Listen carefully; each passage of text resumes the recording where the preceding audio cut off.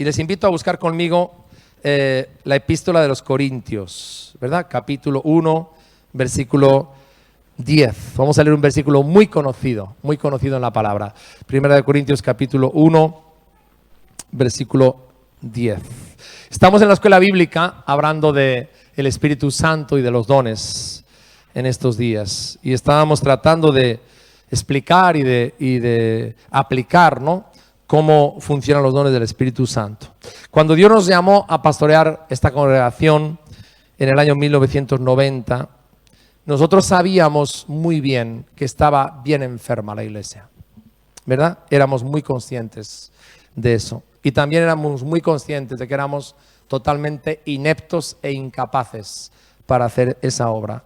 Y saben una cosa, cuando yo miro para atrás me doy cuenta de que Dios tuvo mucha misericordia de Esther y de mí, y Él nos asistió, hermanos, con los dones del Espíritu Santo. Porque yo creo en los dones del Espíritu Santo. Creo en el mover ordenado de los dones del Espíritu Santo y en su asistencia. Con dos dones, por el testimonio que les voy a contar ahora. Con el don de sabiduría y con el don de conocimiento. Cuando estábamos en esa, recién llegados aquí, llegamos un 23 de octubre, estábamos en esa, ¿no?, de meternos a pastorear la iglesia, a entender lo que Dios quería hacer. Una noche tuve un sueño que me sacudió terriblemente. Yo me veía sumergido en el fondo del mar y sentía en el sueño una terrible presión. No sé si alguna vez has buceado, te das cuenta cómo los oídos, ¿no? Una tremenda presión. Estaba solo y alrededor de mí pululaban animales y moluscos. Y una voz me llamó la atención sobre un molusco en particular. Era un molusco que tenía una característica peculiar. Era grande y estaba todo el recubierto de púas que eran afiladas como navajas. Y de repente en esa escena apareció un león tremendo, ¿verdad? Grande, con fuertes garras que venía directo a devorarme. Y la voz me dijo, para que le puedas vencer, dale a comer ese molusco. Y las muchas púas calcáreas se clavarán en sus entrañas, le matarán y así lo vencerás. De otra forma es imposible vencerlo. Y en el sueño yo obedecía a la voz que me hablaba. El león rugiente ingirió el molusco y cayó al suelo. Y entonces me subí sobre el vientre del león y comencé a pisotearlo, a saltar, literalmente, saltar sobre él. Lo que yo veía es que el león no moría, sino que trataba de revolcarse y de patear fieramente, intentando cogerme a mí con sus garras, ¿verdad? Y yo saltaba y saltaba y saltaba y miraba a todos los lados, trataba de vigilar de sus ataques. Y la voz me dijo, otra vez, me dijo, no dejes que te toque con sus garras, aplástalo con los pies sin parar para que se le claven las púas en sus entrañas y muera. Y en el sueño yo viví como después de pasar el tiempo, un tiempo largo, el león moría y desaparecía tan temido enemigo. Fue una revelación tan clara, yo nunca la olvido, han pasado mucho tiempo ya, tan clara de parte de Dios. Fue una palabra de conocimiento y de sabiduría para mí, ¿verdad? Y a raíz de ese sueño tan impactante, Dios me dijo, enseña Primera de Corintios. Así que cogí la palabra, empecé a estudiar la palabra y empecé a enseñar sistemáticamente durante 6 meses la primera epístola a los Corintios. Desde entonces, hermano, yo aprendí una lección que nunca voy a olvidar. Nunca, ¿verdad? Nunca. Y es que lo que la palabra enseña, la esencia de la iglesia es la unanimidad. Y lo que el diablo, escúchame bien, hermano, aprende esta lección, lo que el diablo más va a atacar en la iglesia siempre, como león rugiente, es la unanimidad de la iglesia. Entonces, guardar la unanimidad de nuestra iglesia es el compromiso más esencial que tenemos como miembros. Porque recuerda esto, el diablo va a atacar continuamente, de una forma o de otra, ¿verdad? De una forma o de otra, la unanimidad de la iglesia. Y en esta Santa Cena, yo quiero compartiros esto que Dios ha puesto en mi corazón, ¿verdad? Que se llama así, estar perfectamente unidos. Ese es el plan de Dios para nosotros. Vivir perfectamente unidos. Es decir, no nos podemos conformar como iglesia con que estemos todos juntos en este sitio, ¿verdad? Todos juntos, simplemente, ¿no? La palabra de Dios nos dice que tenemos que estar perfectamente unidos. Y el enemigo, hermanos, va a atacarnos de una forma clara y evidente para que estemos juntos, pero no estemos unánimes. Porque lo que más impacta a un no creyente, créeme, es una iglesia unánime. Primera de Corintios capítulo 1, versículo 10. Dice Pablo aquí: os ruego pues, hermanos, por el nombre de nuestro Señor Jesucristo, que habléis todos una misma cosa, que no haya entre vosotros divisiones, sino que estéis perfectamente unidos en una misma mente y en un mismo parecer. Yo les voy a pedir que lo leamos todos juntos a la vez, en voz alta, ¿vale?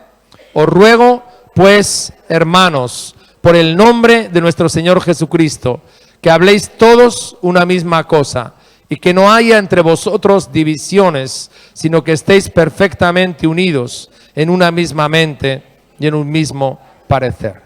Si tú empiezas a leer esta epístola a los Corintios, te vas a dar cuenta de que Corinto era una iglesia rica en dones, era rica en palabra, tenía gente muy entendida en la palabra, gente muy profunda, era rica en ciencia y rica en testimonio. O sea, había unas conversiones en esa iglesia impresionantes, ¿vale? Dice Pablo: nada os falta. Era una tremenda iglesia, ¿no? Una tremenda iglesia, pero fíjate lo que la epístola dice: tenían una carencia esencial y fundamental, y es que no vivían perfectamente unidos. Dice Pablo, aquí enumera: hay entre vosotros divisiones, contiendas, mucho orgullo, yo, disputas, desprecio y como consecuencia de eso, inmoralidad. Y Pablo, hermanos, ¿verdad?, les hace un ruego, les hace una súplica, apela con solemnidad a su corazón y con gentileza, y dice: os ruego, hermanos, en el nombre de Jesús. Ahora, hermanos, yo quiero hablar de tres razones. ¿Cuáles son las tres razones que nos da la palabra para que no podamos bajar el estándar, no podamos conformarnos con otra cosa como iglesia, hermano? No podamos. Tres razones para vivir perfectamente unidos. La primera: ¿sabes tú que Jesús está orando por ti ahora?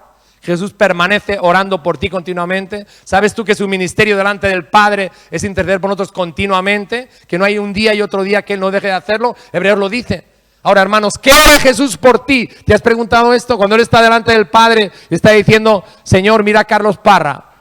Señor, mira a Nitán Drango. ¿Qué ora por nosotros? Señor, mira a la iglesia Salem en Bilbao. ¿Qué ora por nosotros? ¿Cuál es su oración? Bueno, ha quedado escrito en la palabra. Juan capítulo 17, vamos a leerlo, versículo 20 y 21. ¿Qué ora Jesús por nosotros? Queridos, versículo 20, dice esto aquí, la palabra de Dios. Dice: mas no ruego solamente por estos, es decir, por los 12, sino también por los que han de creer en mí por la palabra de ellos. Nosotros hemos creído en Jesús después de siglos que han transcurrido, ¿verdad? Hemos creído en Jesús. Por ti y por mí está orando Jesús, para que todos sean uno, como tú, oh Padre, en mí y yo en ti. Que también ellos sean uno en nosotros, para que el mundo crea que tú me enviaste. Hermanos, Jesús cada día tiene una oración muy específica por cada uno de nosotros. Está pidiendo que todos los creyentes que forman parte de la iglesia Salem en Bilbao, que todos los creyentes que forman parte de la iglesia Asambleas de Dios, que todos los creyentes que forman parte de la iglesia Bautista, de cada iglesia local, que todos ellos sean uno. Ese es el ruego al Padre. ¿Por qué? Porque dice el refrán castellano que de tal palo tal astilla. Ahora, la cuestión aquí es que perdemos de vista esto, hermanos. La iglesia de Dios, la iglesia de Cristo empezó en la eternidad, empezó con la Trinidad.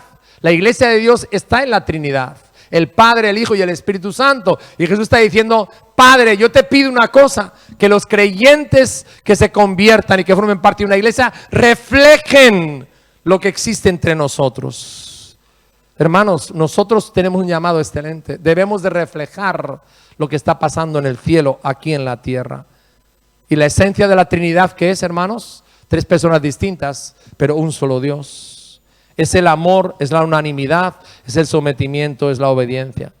Sabes que desde antes de la fundación del mundo, Isaías 14 lo recoge, el diablo quiso romper eso. ¿Lo sabes? Léete Isaías 14. El diablo reclamó 5 cosas. Yo me levantaré, yo me pondré por encima, yo irrumpiré en el monte de Dios.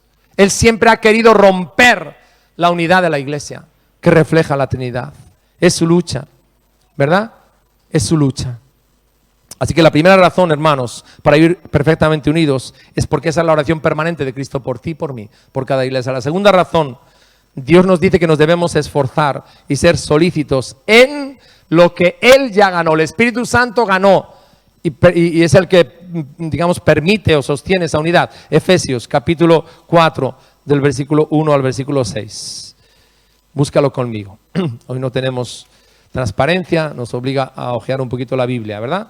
Así nadie se me duerme. Efesios 4, del 1 al 6. Fíjate lo que dice aquí Pablo, ¿verdad? Está hablando Pablo a la iglesia en Éfeso y le dice esto: yo pues, preso en el Señor, os ruego, otra vez, os ruego que andéis como es digno de la vocación con que fuisteis llamados, con toda humildad, mansedumbre, soportándoos con paciencia los unos a los otros en amor, solícitos, esforzándoos, quiere decir, en guardar la unidad del Espíritu en el vínculo de la paz. ¿Y qué les dice? Muy diferentes, muy distintos, diferentes países, diferentes culturas, diferentes trasfondos, diferentes edades, sí, lo que tú quieras, pero que dice un Señor, una fe, un bautismo, un Dios y Padre de todos, el cual es sobre todos y por todos y en todos. Hermanos, es tan importante esto que Pablo en la mitad de la epístola dice: os ruego, hermanos, os pido que andéis como la esencia de vuestra vocación, el llamado, desplegando humildad, amor, paciencia, seáis solícitos en guardar la unidad, que seáis uno. Diferentes, sí. Dios no está hablando de uniformidad, hermanos, no. Somos diferentes, somos distintos, sí, pero somos uno. La tercera razón para vivir perfectamente unidos es la verdadera atmósfera que tiene que haber en la iglesia. No cabe otra, ¿verdad? Somos el templo de Dios. Y cuando tú entras aquí, hermano, tiene que haber un ambientador. No puede haber otro ambientador. La palabra de Dios no nos da opción a otro. Tiene que haber un solo ambientador. Filipenses capítulo 2, versículo 1. Pablo lo describe aquí. Y en Filipos había problemas también, ¿verdad? Por eso Pablo escribe esto. Dice: por tanto, si hay alguna consolación en Cristo, si hay algún consuelo de amor, perdón, si hay alguna comunión del Espíritu, si hay algún afecto entrañable, si hay alguna misericordia, completad mi gozo, sintiendo lo mismo, teniendo el mismo amor, unánimes, sintiendo una misma cosa. Nada hagáis por contienda, por vanagloria, antes bien con humildad, estimando cada uno a los demás como superiores al mismo, no mirando a cada uno por lo suyo propio, sino cada cual también por lo de los otros. Haya pues en vosotros este sentir que hubo también en Cristo Jesús. Y empieza a explicarlo. ¿Saben algo, hermanos? La unanimidad es el aroma espiritual. Yo no sé si tú has experimentado esto. Vosotros sabéis que el fuerte de Esther es la pastelería. Entonces, cuando yo llego a casa, abro la puerta y, ¿verdad? Ya preparó la atmósfera, ha creado hogar para que cuando yo llegue, yo sienta cuánto me ama, ¿verdad? Hay una atmósfera, ¿no? El pastel, por supuesto, simboliza el amor, el cariño, el buen trato, ¿no? El respeto, la honra, todo eso que hay en el hogar, ¿sí? Pero cuando tú llegas a una casa y tú hueles eso, te dispones, ¿no? Porque sabes que hay una atmósfera de aceptación, de cariño, de aprecio, etcétera, etcétera, hermanos. Cuando alguien llega aquí a la iglesia, solamente puede haber un ambientador, hermano, escucha esto bien. Solamente, le dice Pablo aquí, puede haber ese ambientador, ¿no? Dice, tiene que haber ese afecto, ese gozo, ese consuelo, esa comunión. ¿Qué es lo que más le alimenta a Isusi? El cariño y el amor que Soraya le da.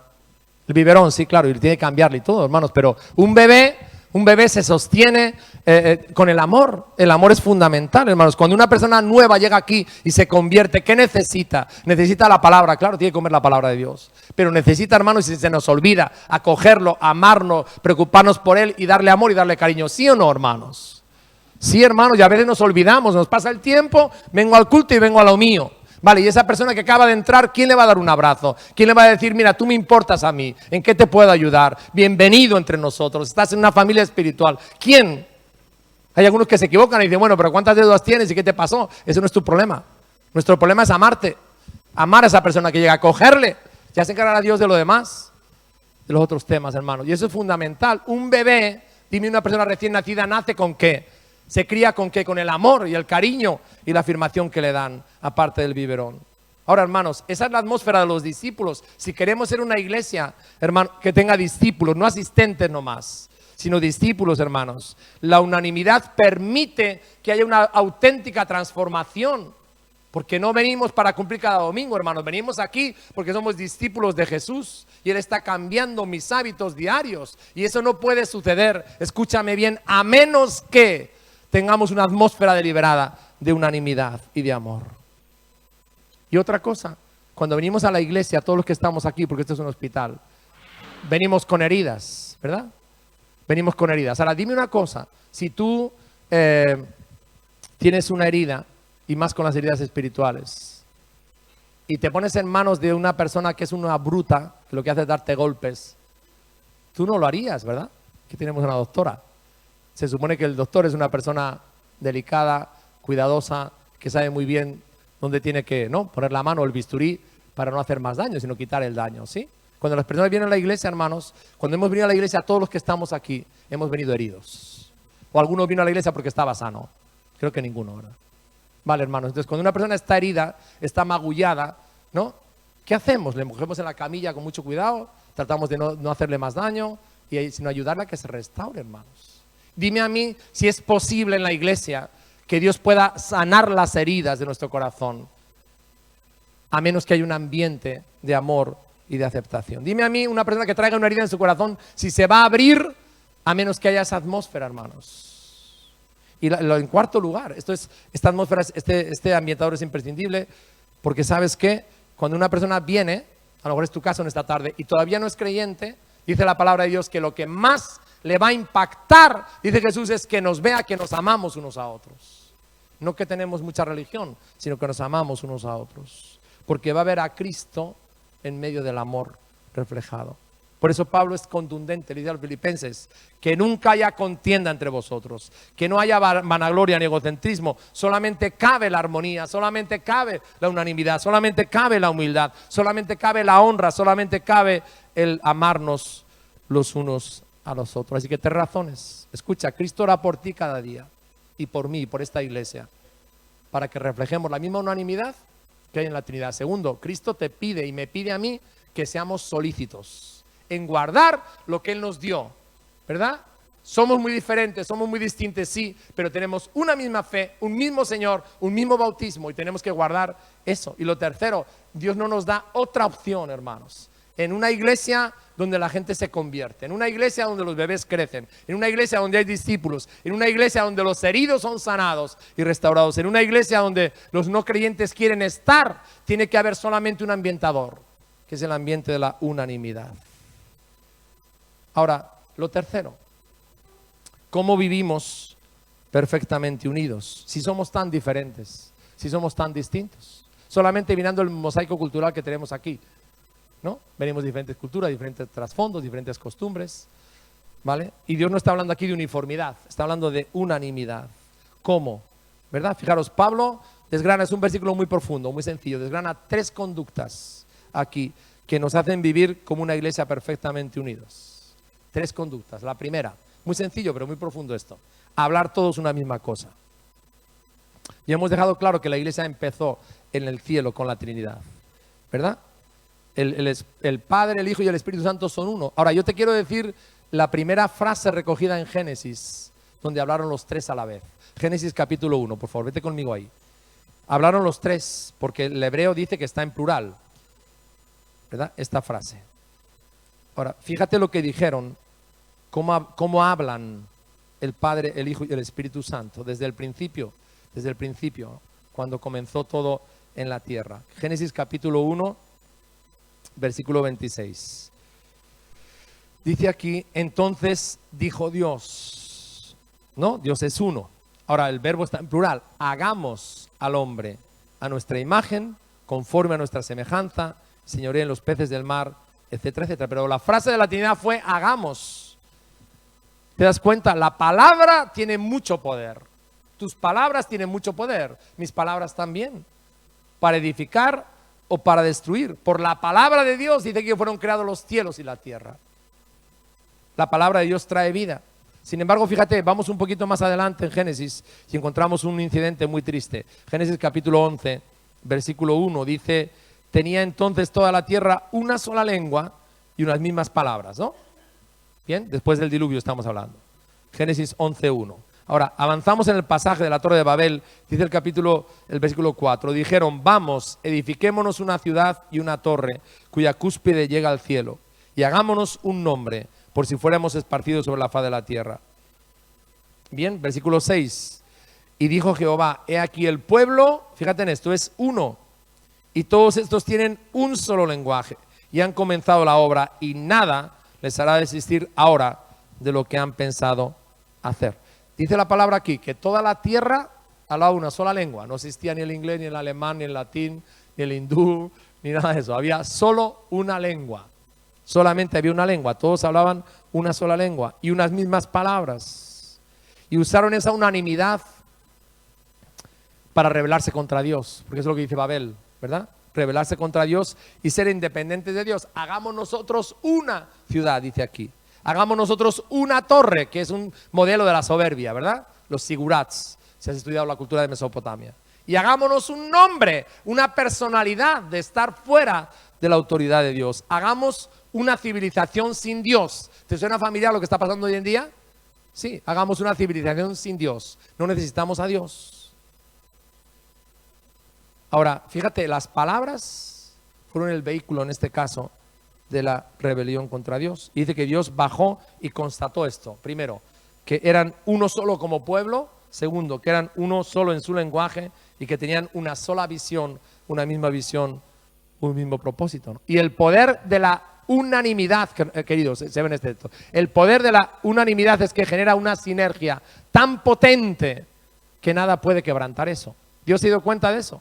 Se ha creado una sinergia espiritual, ¿no? Un tremendo poder aquí entre estas personas y nada les hará desistir. Y Dios dijo, bueno, toquemos el talón de Aquiles. Todo esto se va a desbaratar en un momento si dejan de hablar todos la misma cosa. Y Dios confundió las lenguas, ¿verdad? Entonces ya no hablaban la misma lengua, ya no tenían la misma relación entre ellos, porque como no hablaban la misma lengua, estaban confundidos, ¿verdad? Uno hablaba en chino, otro contestaba en inglés, otro hablaba en alemán, le contestaba en ruso, ¿verdad? Bueno, era un caos aquello.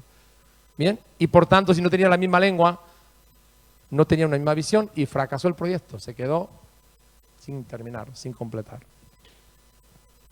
Ahora, saben, hermanos, yo creo que una de las grandes riquezas que tenemos como iglesia es la variedad de países que hay aquí. Me parece, hermanos, siempre que es una tremenda riqueza, porque eso fue lo que pasó en Pentecostés. Ahora, por estar en Cristo, esa riqueza es mucho mayor, porque por estar en Cristo somos un solo pueblo, lavados por la misma sangre. Tenemos un solo lenguaje, que es este, ¿verdad? Nuestro lenguaje, hermanos, es la palabra de Dios. Nuestra vida, nuestra norma de fe es la palabra, ¿verdad? Y no solamente tenemos un solo lenguaje, sino que tenemos una misma visión. Y la visión de la iglesia, hermano, no puede ser otra que el gran mandamiento y la gran comisión. Amarás al Señor tu Dios con todo tu corazón, tu mente y tu alma, y al prójimo como a ti mismo, y id, predicad el evangelio, haced discípulos, bautizándose en el nombre del Padre, del Hijo y del Espíritu Santo. Hermanos, esto es tan poderoso, ¿verdad? Vivir perfectamente unidos tiene que ver con hablar todos una misma cosa, ¿verdad? Hablar todos el lenguaje de Cristo, hablar como un solo pueblo, obedecer la gran comisión por encima de todo. Eso trae un efecto sinérgico potentísimo, ¿verdad? ¿Para qué? Para que el diablo sea avergonzado y el reino de Cristo vaya adelante, que es lo que cuenta al final. Lo segundo, la segunda conducta para vivir perfectamente unidos, aborrecer toda forma de división. La palabra aquí en el original es esquismata, ¿verdad? Y eso tiene una imagen muy potente, que son un vestido rasgado, cortado, ¿verdad? Es como si yo cogiera este polo que tengo puesto y lo cortara por aquí, por aquí, por aquí, por aquí, ¿verdad? Completamente rasgado, ¿sí? Yo pregunto aquí a las hermanas, ¿se pondrían las hermanas una falda que está toda rasgada? Pues no, ¿verdad? No, ningún varón de los que están aquí se pondría una camisa toda hecha zigzags, ¿no? Podemos coger la tela más cara, la mejor tela, ¿verdad? Pero si la rasgamos toda, pues ya pierde su encanto, ¿verdad? Qué desagradable ver un vestido roto. Ahora, hermanos, las relaciones humanas son complicadas. ¿Has llegado a esa conclusión ya? Con 50 y tantos años yo he llegado a esa conclusión. Las relaciones humanas son complicadas. No son fáciles y en la iglesia no nos libramos de eso. O sea, no son fáciles, ¿verdad? Hay malentendidos, a veces nos herimos con las palabras, ¿no? Tú me dices una cosa y yo entiendo otra, o pienso otra. No son fáciles, ¿verdad? Pero fíjate una cosa, esas situaciones se pueden usar de dos maneras. Las podemos usar, pueden ser usadas como en el matrimonio, para unirnos más y cohesionarnos más, o si yo no las encajo y las enfoco bien, puede ser para dividirnos más. Todo depende de cómo reaccione, ¿verdad? Una diferencia que yo tenga con Esther me puede servir para aprender a conocerla más y para amarla más y para entender más cómo es ella, o si no la manejo bien, me puede distanciar de ella. Todo depende de mi reacción. La misma diferencia puede ser buena, usada para lo bueno, usada para lo malo, evidentemente. Ahora, fíjate, Santiago dice, cuidado con la lengua, dice, porque todos ofendemos muchas veces, ¿verdad? Entonces, ahí está la cuestión. ¿Cómo está nuestro nivel de madurez? Porque continuamente ofendemos, vivimos a veces conflictos, malentendidos y diferencias entre la familia espiritual, ¿cierto? Y todavía tenemos una naturaleza caída, hermanos. Todavía no hemos llegado al cielo, estamos aquí. Bien, entonces fijaros, Pablo hablando a los corintios de esto mismo, acompáñame al capítulo 3. ¿Qué les pasaba a los corintios, hermanos? Que manejaban esas situaciones mal, porque Pablo les dice aquí en el capítulo 3, versículo 3, les dice esto. Les dice, porque aún sois carnales, pues habiendo entre vosotros celos, contiendas, disensiones, ¿no sois carnales y andáis como hombres? Estaban manejando las situaciones que tenían de relaciones mal. Y en el capítulo 10, versículo 10, les habla de esto mismo, y fijaros lo que les dice.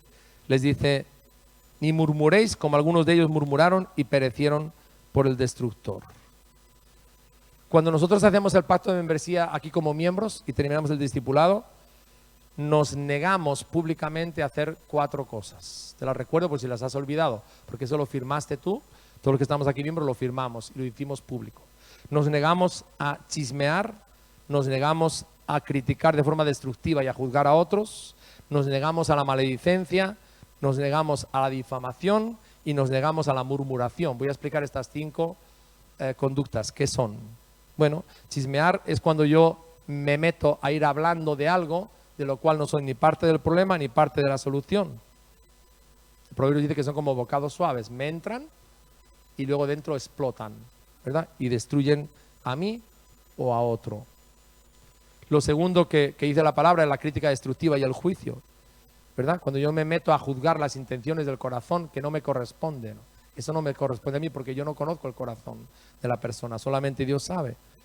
Bien, ahora a veces decimos no es que tengo que ser sincero y decir lo que siento y desahogarme. Bueno, Dios nos dice no juzguéis y no seréis juzgados.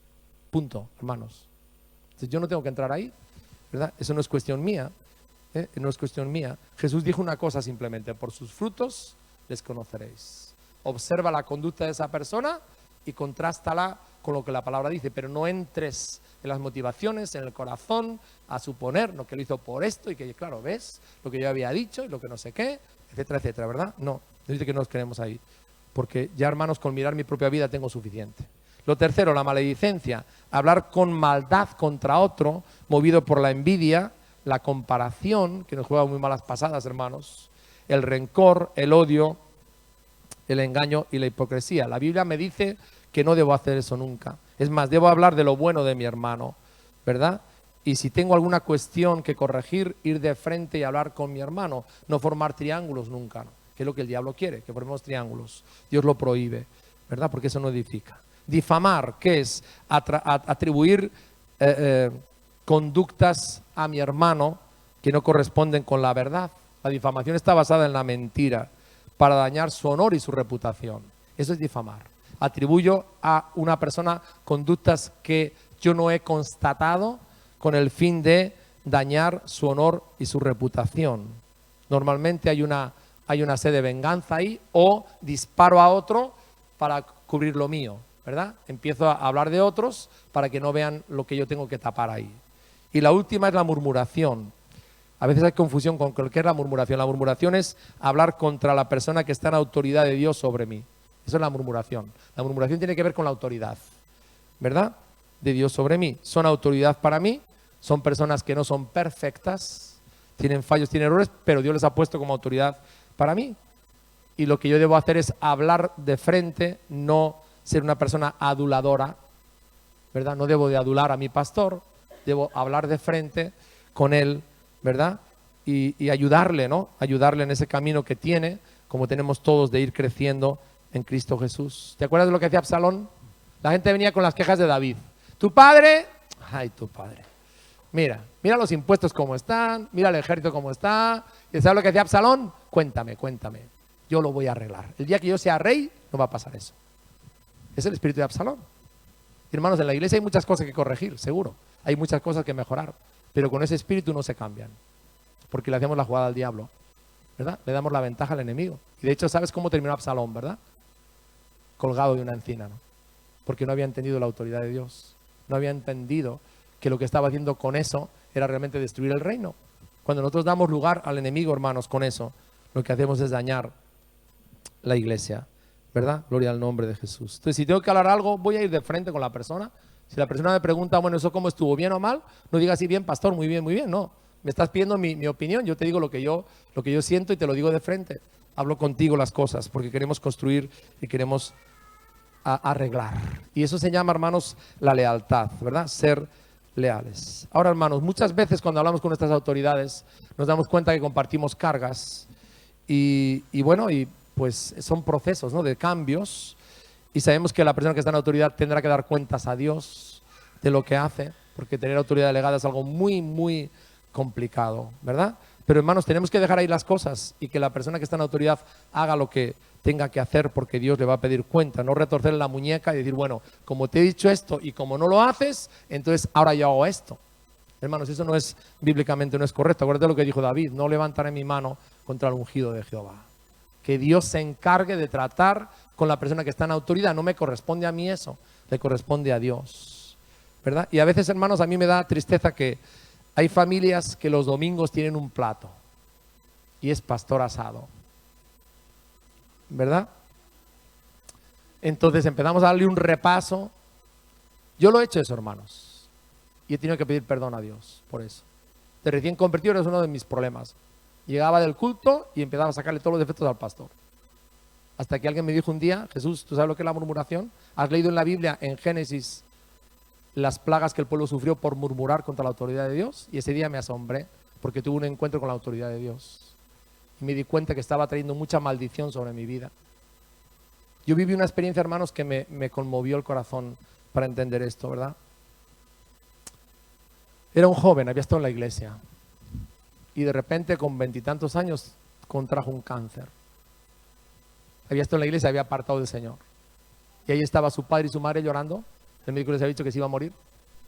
Tratando de que el joven, por lo menos, le diera la opción al pastor de reconciliarse con Dios y que no se perdiera eternamente. Y el padre le insistía, y la madre también, que venga el pastor, que venga el pastor, que venga el pastor, dale una opción, que venga el pastor. Tú no puedes ir a la eternidad sin Cristo. Y un día, en un momento de lucidez que tuvo, le dijo esto al padre y a la madre.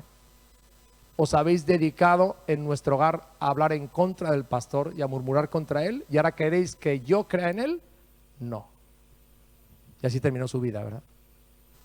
Y esto es algo, hermanos, muy importante que tenemos que entender, ¿verdad? Tenemos que entender. ¿Por qué? Porque la palabra de Dios dice aquí que la lengua es la herramienta número 1 de divisiones. Aquí habla de chismes, crítica y juicio, maledicencia, difamación y murmuración. Y Pablo dice, no haya entre vosotros divisiones. ¿Por qué? Porque esa es la obra del infierno, es la obra del enemigo, ¿verdad? No puede ser un pasatiempo para mí entretenerme con chismes. No puede ser un pasatiempo para ti entretenerme con juicio y con crítica. No puede ser un pasatiempo para mí la maledicencia. No puede ser un pasatiempo cuando no sé qué hacer difamar a otro. No puede ser un pasatiempo murmurar contra mi autoridad, porque eso va a traer muerte a mi vida, ¿verdad? Maldición, y eso va a afectar incluso hasta a mis hijos. ¿Sabe lo que dice Mateo? De toda palabra ociosa que el hombre diga, dará cuenta a Dios en el día del juicio.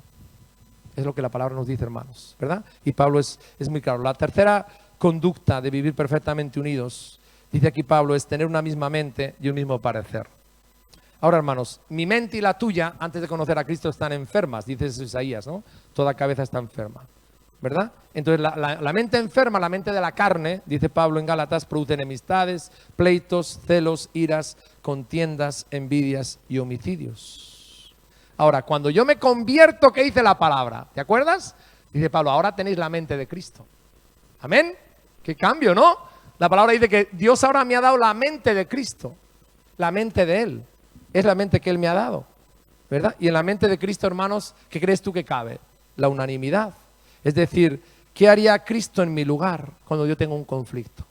Pues evidentemente no alimentaría el yo y el ego, ¿verdad? Porque Jesús dice en Filipenses 2, tened este mismo sentir de Cristo Jesús, el cual se humilló. Él ama a su iglesia, hermanos, y ha dado su vida por ella y quiere que vivamos en un mismo parecer. Y me gusta mucho el modelo de Hechos, porque es un modelo de iglesia para nosotros. En el capítulo 4, fíjate lo que dice Hechos aquí, Hechos capítulo 4, versículo 32. Dice,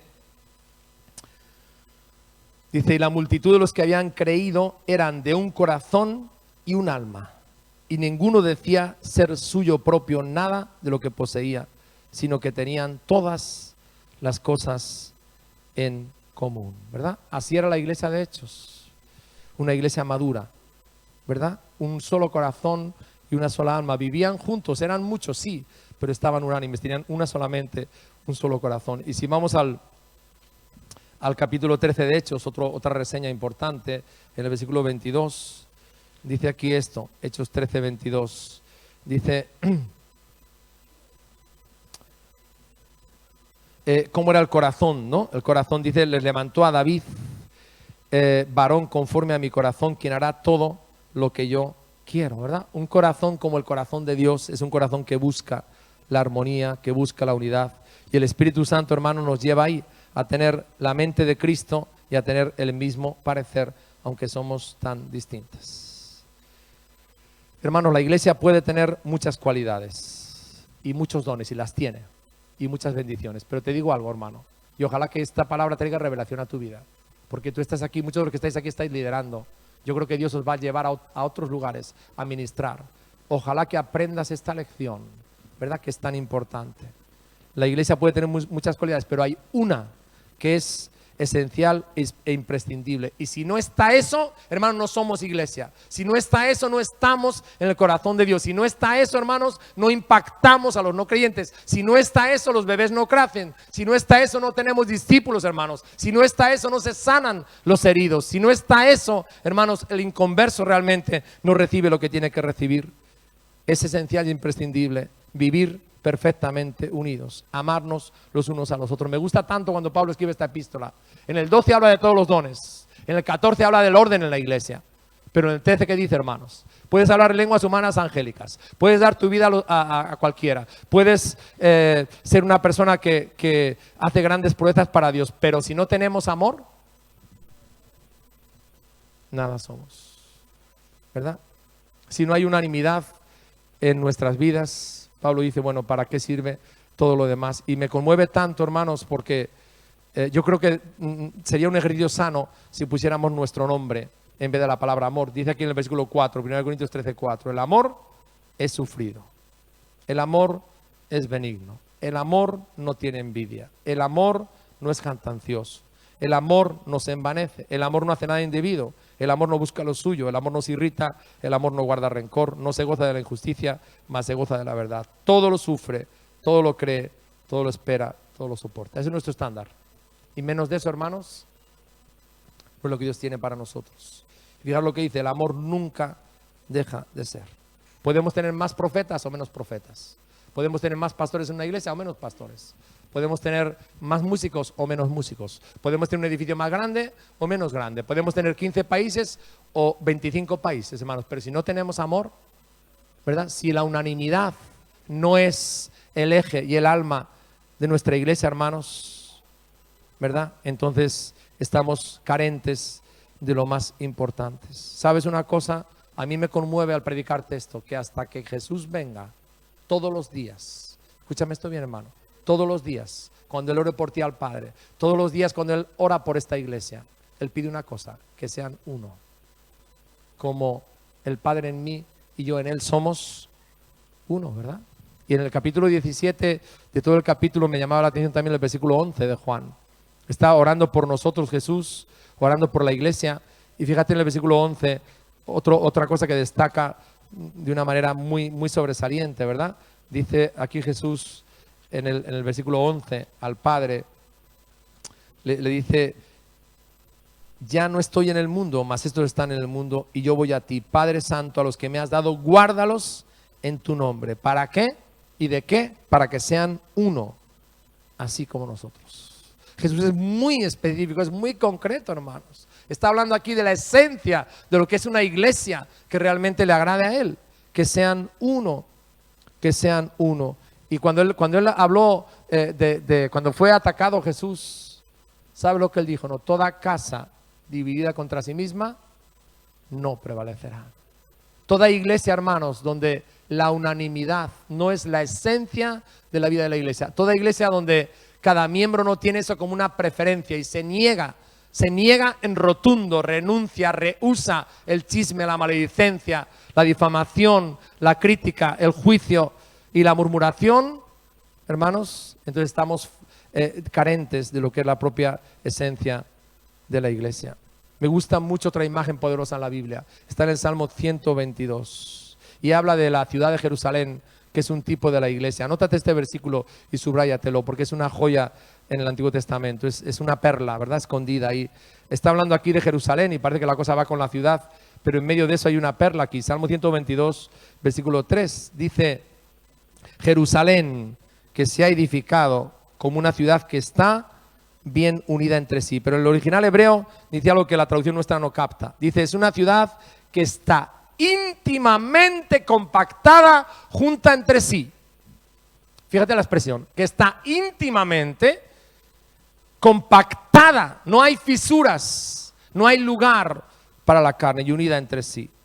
Es como el tabernáculo, ¿te acuerdas? Lo desmontaban todo en tablitas, pero dice Levítico que cuando lo montaban quedaba como un solo cuerpo. Un montón de tablas, un montón de lonas, un montón de cosas sueltas todas, que se montaban y se desmontaban, pero cuando estaba montado el tabernáculo era una unidad completa. Gloria al nombre de Jesús. Yo te digo algo, hermanos, el Señor no se conforma con menos. Y compartirte esto en esta tarde, a mí personalmente me hace responsable delante de Dios, de que nosotros no debemos conformarnos con menos. Y aquellos que Dios nos va a ir dando, aquellas almas que Él va a ir añadiendo, aquellas personas heridas, aquellas personas que se van a discipular, que van a crecer, que se van a bautizar, no deberíamos con nuestro ejemplo, hermanos, y con nuestra forma de vivir, hacer que se conformaran con menos, porque ese es el deseo de Dios. Amén. Que vivamos perfectamente unidos, hermanos. Vivir perfectamente unidos, aborreciendo, detestando, desbaratando toda forma de división. Yo digo, hermanos, en la iglesia de Cristo no cabe ninguna clase de hostilidad, de rechazo, de rencor, de acepción, de falta de perdón, de frialdad o de distanciamiento. Debo amarte, hermano. No me queda otra opción. ¿Sí? Si leemos la Biblia, es que no me queda otra opción. Y uno me pregunta si Marta me cae bien o me cae mal. O si el país donde viene Guadalupe me cae bien o me cae mal. Dios no me pregunta eso, ¿verdad? Dios me dice: yo la traje y la salvé y tú tienes que amarla, ¿no? Porque yo te amé primero a ti. No tenga otra opción, hermano. No sé si has leído la palabra como yo, el mismo versículo, ¿verdad? Pero es un mandamiento. Os doy un mandamiento nuevo. No una sugerencia ni una apetencia, a ver si te cae bien o te cae mal esa frase. No, te doy un mandamiento. Que esa persona que yo salvo y la traigo a tu familia espiritual, la ames con todo lo que es y la aceptes tal y como es. Me encanta esta palabra griega. La palabra griega aquí, estar perfectamente unidos, tiene dos significados médicos. El primer significado es la unión perfecta entre dos huesos que se han fracturado. O sea, que estar perfectamente unidos, hermano, significa no que aquí venimos porque no nos ha pasado nada, no, hermano, nuestra vida se ha fracturado, nuestra vida ha sido rota, hemos sido heridos, hemos sido vapuleados por la vida y venimos al hospital. Sí, pero hermano, lo que Cristo hace, lo que el Espíritu hace, y eso que le da gloria a Cristo, es que en Él, en Cristo Jesús, hermanos, podemos estar perfectamente unidos. Dos huesos que se acaban de fracturar y se sueldan perfectamente. Esa es la imagen, hermanos. Y la otra imagen es, no sé si alguien se ha hecho un esguince alguna vez, pero la imagen es esta: cuando un tendón se ha dislocado, estar perfectamente unidos quiere decir que vuelve a su sitio y funciona perfectamente, sin ninguna molestia. Y yo quiero decirte algo, hermano, las divisiones las rupturas, los esguinces, no es normal en el cuerpo, ¿a que no?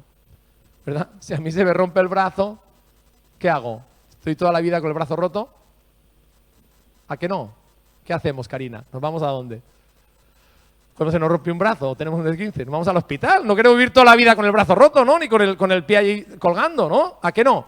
Es lo normal en el cuerpo, y cuando tenemos un disloque, una fractura o lo que sea, vamos al hospital para que nos pongan las cosas en su sitio, ¿sí o no, hermanos? Luego, entonces, en la iglesia, si tenemos el sentir de Dios, sería lo mismo. No podemos vivir con eso. Tenemos que ir al médico divino y hacer nuestra parte para curarlo. Porque, ¿qué dice la palabra, hermanos? Somos un cuerpo, ¿sí o no? Y cada uno de nosotros somos miembros. En particular, tú eres muy distinto de mí. Gloria a Dios por eso, menos mal. ¿Verdad? Que algunos no son tan serios como yo, se ríen, dicen chistes y todo, ¿verdad? Pero qué bueno que eres diferente, que eres distinto. Cada uno es diferente, cada uno es distinto. Sí, eso es bueno. Amén, somos diferentes, todos somos importantes, pero Dios dice que este cuerpo, Dios quiere que esté perfectamente unido. Amén, ¿verdad? Perfectamente unido, que estemos unánimes, porque la unanimidad trae vida, trae salud y trae bendición. Salmo 133 que dice, mirad cuán bueno y cuán delicioso es habitar los hermanos juntos, pero en armonía, no solamente juntos, sino en armonía. La tercera imagen que hay en el griego con esta palabra de vivir perfectamente unidos tiene que ver con las redes. No sé cuántos de vosotros alguna vez habéis estado al lado de los pescadores cuando regresan de la faena y cogen el pescado. ¿Qué hacen con las redes luego? Las reparan, ¿no? Porque hay peces que las muerden y no salen a pescar así, ¿verdad? Entonces, la imagen aquí es una red perfecta, ¿no? Donde no hay ningún agujero y nada. Está todos los hilos que son complicados, están perfectos, ¿no? Y lista para pescar. Entonces, hermanos, cuando venimos a la iglesia, Dios nos restaura. Dios es un Dios de restauración. Y Él quiere como iglesia, no, mañana empezamos a pescar. Es una pesca trabajosa, laboriosa y profunda, hermanos, pero queremos que Dios se glorifique en esta escuela de vacaciones y podamos ver niños y familias aceptadas, ¿sí o no? Por el Evangelio. Amén. Es una pesca, es una labor de pesca. Y, hermanos, para que pesquemos como Dios quiere, tenemos que estar tejidos perfectamente unidos, ¿verdad? Cuando una iglesia vive perfectamente unida, es la red de Cristo para alcanzar, salvar, discipular, madurar y enviar a muchos. Porque a veces pensamos, bueno, ya, yo estoy en el Evangelio, a mí como que ya, en fin, no, te equivocas, hermano. Los que estamos más tiempo en el Evangelio, tenemos que ser un ejemplo de vivir perfectamente unidos. Y necesitamos vivir en un cuerpo, ¿verdad? Perfectamente unidos, porque tú tienes que ser un padre y una madre para otro. Y tienes que haber entendido este principio que te estoy compartiendo y vivirlo en tu corazón. Y entender lo importante y lo esencial que es esto. Es el alma mismo de la iglesia para que Dios te pueda usar y pueda ser una bendición para otros. Mientras el grupo de alabanza viene para acá, yo quiero que nos examinemos delante del Señor esta tarde. Aleluya. Jesús ora cada día esto por nosotros. La palabra nos dice, yo os ruego que seáis solícitos, esforzados en guardar la unanimidad que el Espíritu Santo os ha dado. Yo quiero que entre vosotros haya ese ambientador, no otro. El ambientador de la unanimidad, de la humildad, del respeto, de la consideración de unos por otros. Aleluya. Y esto tiene que ver con tres conductas, acuérdate, hablar todos una misma cosa. ¿Cómo es tu lengua, hermano? ¿Cómo hablas tú? ¿Cómo hablas tú con los hermanos? ¿Cómo hablas tú de la iglesia? ¿Cuál es tu lenguaje? ¿Cuál es tu forma? Que aborrezcamos toda clase de división. ¿Todavía te encanta el chisme? ¿Todavía comes pastor asado de vez en cuando algún domingo? Tenemos que examinarnos delante del Señor, porque estamos en la esencia de lo que es la iglesia. Gloria al nombre de Jesús. ¿Todavía hablas de conductas de otra persona por lo que te han dicho, realmente faltando a la verdad? Aleluya. Aborrezcamos, dice la palabra de Dios, toda forma de división y tengamos una misma mente, la mente de Cristo, no la mente de la carne, la mente de Cristo, ¿verdad? ¿Cómo enfrentaría Jesús esa situación, ese conflicto que tengo, esa diferencia con mi hermano y el mismo parecer? Hay una canción, hermanos, que dice, únenos, Señor, con tu espíritu de amor. Señor, queremos ser un cuerpo de huesos que han sido fracturados, pero están soldados en ti. Están soldados por el amor tuyo, Señor. Queremos ser un cuerpo de personas que quizás fueron heridas, fueron dislocadas, claro que sí, pero están aquí unidas por ti. Están aquí amándose los unos a los otros. Queremos ser una red tupida, una red entretejida, perfectamente unida, para que muchas más almas, aleluya, puedan venir a ti, Señor. Aleluya, oh Señor.